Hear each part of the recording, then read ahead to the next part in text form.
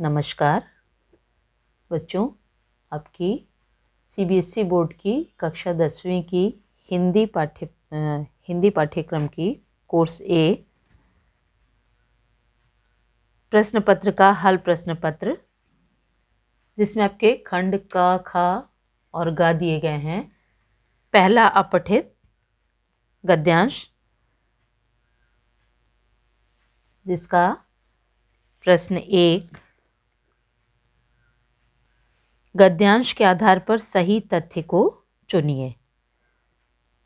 उत्तर विकल्प ए, आधुनिक समाज मुक्त तथा मध्यकालीन समाज खुला होता है। बी, आधुनिक समाज बंद तथा मध्यकालीन समाज मुक्त होता है। सी, आधुनिक समाज मुक्त तथा मध्यकालीन समाज बंद होता है। डी, आधुनिक समाज उन्मुक्त तथा मध्यकालीन समाज जड़ होता है।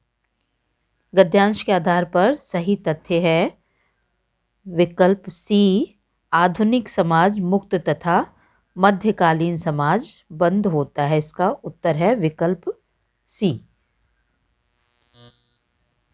प्रश्न 2, शाश्वत मूल्यों में शामिल है। इस प्रश्न का पहला विकल्प विकल्प ए सही है, नैतिकता, सौंदर्यबोध और अध्यात्म। प्रश्न 3, विद्वानों और चिंतकों ने किस बात के ऊपर चिंता व्यक्त की है। इसका उत्तर है विकल्प बी, भारतीय समाज में न सिर्फ आधुनिकता दूर है बल्कि उसको लाने के प्रयास भी नहीं हो रहे। इसका उत्तर है विकल्प बी। प्रश्न 4, आधुनिक समाज की विशिष्टताओं में शामिल है क, उन्मुक्तता, ख, सामरिक बल और ग, आलस्य। इसका उत्तर है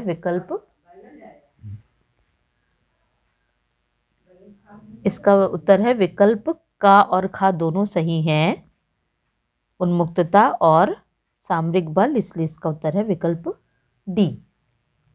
प्रश्न 5, एक बंद समाज की विशेषताओं में किसे नहीं रखा जाएगा। इसका उत्तर है विकल्प सी, धन या संस्कृति के क्षेत्र में खुली छूट देना। दूसरा पठित गद्यांश है, जो इन दोनों में से एक करना था। आपने जो गद्यांश किया हो उसके उत्तर अपने प्रश्न पत्र से मिला लीजिए। दूसरे गद्यांश का पहला प्रश्न यानी प्रश्न 6, किसी संवेदनशील मन को अपूर्व आनंद से भर देते हैं। इसका उत्तर है विकल्प ए, नदियों, नहरों और खेतों के चित्र। प्रश्न 7, लेखक की दृष्टि में बंगाल की शस्य श्यामल धरती का सौंदर्य कैसा नहीं है। इसका उत्तर है डी, असामान्य। प्रश्न 8, समुद्र तट निम्नलिखित में से कौन सा युग्म गद्यांश के आधार पर सही है। बी, समुद्र तट, रेतीले। प्रश्न 9, बंगाल की भूमि के विषय में कथन और कारण की सत्यता परखिए। कथन है, यह धरती युगों से महान लेखकों, कवियों और कलाकारों को प्रेरित करती रही है। कारण, यह धरती युगों से प्राकृतिक छटाओं से भरपूर है। इसमें कथन और कारण दोनों सत्य हैं, इसलिए इसका उत्तर है विकल्प बी। प्रश्न 10, इस गद्यांश का केंद्रीय विषय है। इसका उत्तर है विकल्प बी, अविभाजित बंगाल की धरती का सौंदर्य। प्रश्न 2, अपठित काव्यांश। पहला काव्यांश, जिसका पहला प्रश्न है, काव्यांश में मुख्य रूप से किस समस्या का उल्लेख किया गया है। इसमें रंग भेद की समस्या का उल्लेख किया गया है। इसका उत्तर है विकल्प सी। प्रश्न 12, कवि के अनुसार जीवन व्यर्थ कब होता है। इसका उत्तर है प्रेम नहीं होने पर। इसका उत्तर है विकल्प ए। प्रश्न 13, उज्ज्वल सफेदी पर गर्व क्या है। इसका उत्तर है मिथ्या, छल और अभिमान। विकल्प सी। प्रश्न 14, कवि कहता है रंगों का राजा तो है रंग भीतर वाला, भीतर वाले रंग का क्या तात्पर्य है? इसका उत्तर है विकल्प डी, आंतरिक गुण और स्वभाव। प्रश्न 15, गोरे और काले वर्ण के लिए प्रकृति से कौन सा प्रतीक दिया गया है? इसका उत्तर है धरती और आसमान, विकल्प बी। इन दोनों काव्यांश में से एक करना है, दूसरा अपठित काव्यांश।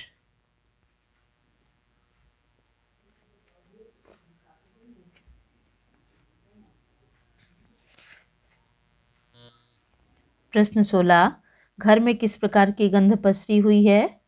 उत्तर है विकल्प बी, निर्जनता और बंद हवा की। प्रश्न 17, पोटली में बंधे चनों के अंकुरित होने का क्या अर्थ है? उत्तर है विकल्प बी, उर्वरता और नवजीवन का।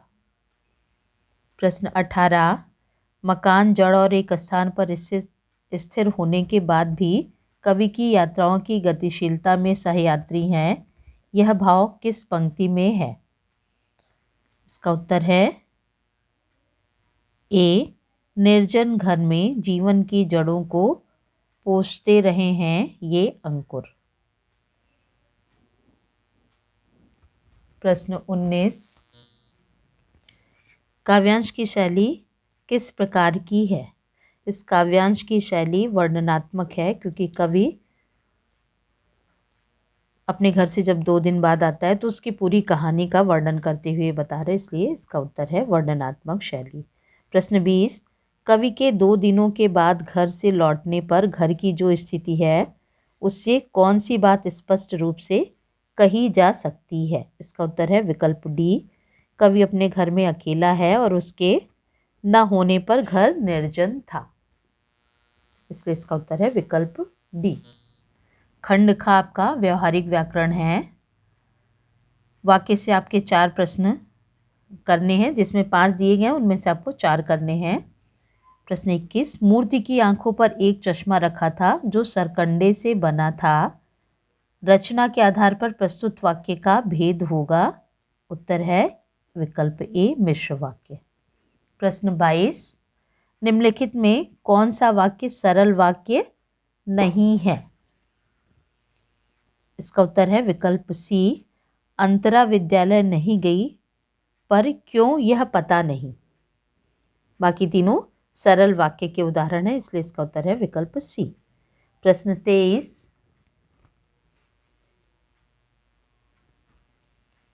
जब बाल गोविंद भगत खेतों में रोपाई कर रहे थे तब लोग उन्हें कनखियों से देख रहे थे, यहाँ रेखांकित आश्रित उपवाक्य का भेद होगा।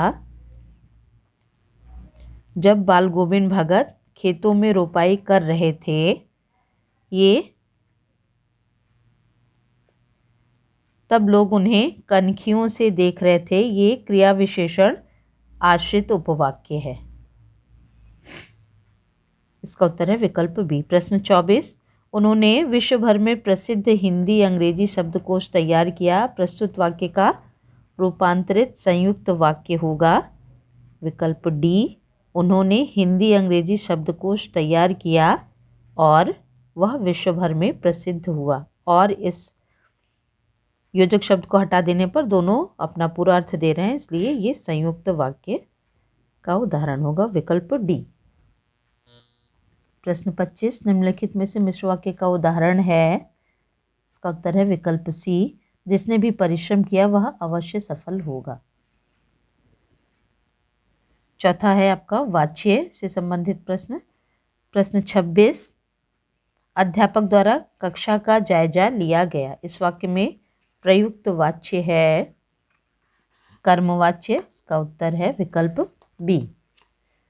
प्रश्न 27, निम्नलिखित वाक्यों में कौन सा कर्मवाच्य नहीं है? बी, सुंदर गीत लिखे हैं।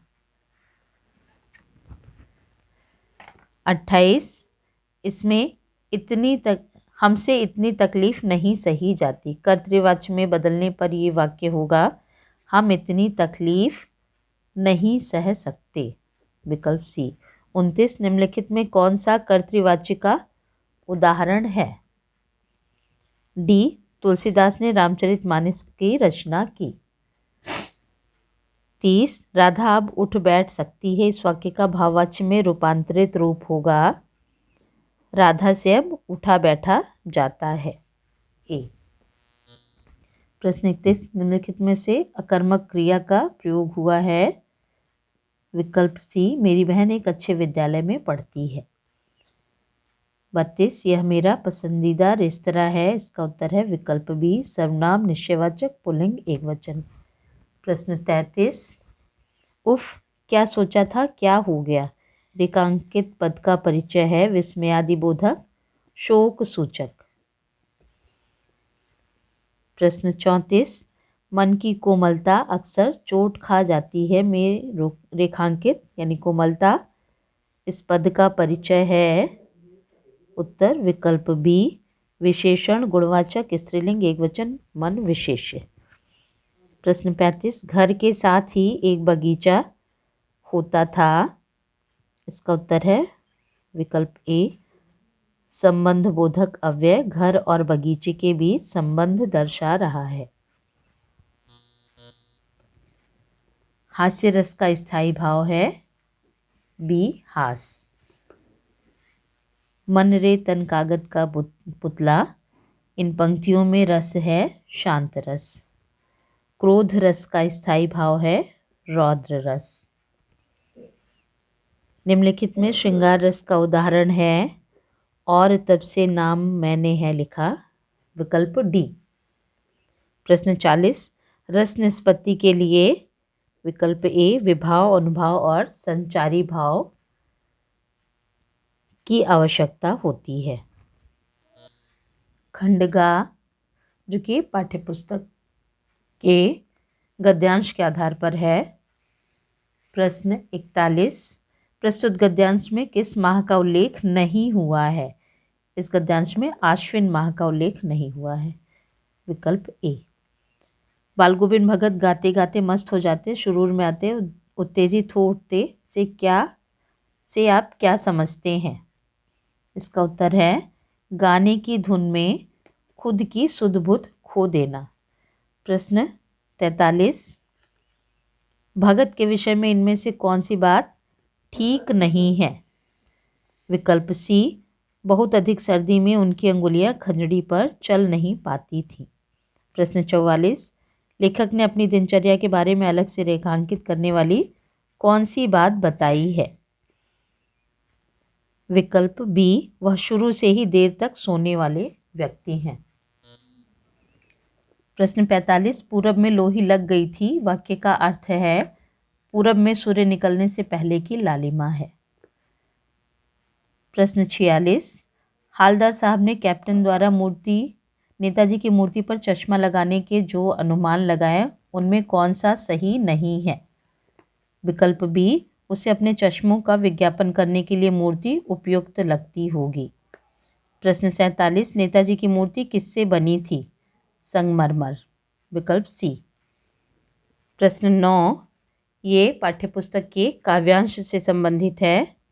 प्रश्न 48 लक्ष्मण जब परशुराम को व्यंग्य में कह रहे थे कि आप माता पिता के ऋण से अच्छी तरह उऋण हुए तो इसके पीछे क्या कारण था? इसका उत्तर है विकल्प सी परशुराम अपने माता पिता की मृत्यु का कारण बने। प्रश्न 49 लक्ष्मण के कड़वे वचनों को सुन परशुराम ने कौन सी प्रतिक्रिया की?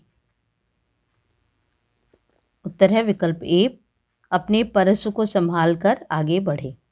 प्रश्न 50 लक्ष्मण का परशुराम के प्रति व्यवहार है बी अपमानजनक। प्रश्न 51 परशुराम को भृगुवर क्यों कहा गया है? वे भृगु ऋषि के वंशज थे इसलिए। विकल्प डी। प्रश्न 52 को नहीं जान विदित संसार का तात्पर्य है संसार में इसे कौन नहीं जानता? विकल्प बी। प्रश्न 53 गोपियाँ उद्धव के योग संदेश को सुन योग को किसके लिए उपयुक्त बताती हैं? उत्तर है विकल्प बी, अस्थिर मन वाले लोगों के लिए। गोपियों को कड़वी ककड़ी के समान क्या प्रतीत हो रहा है? विकल्प डी, योग का संदेश।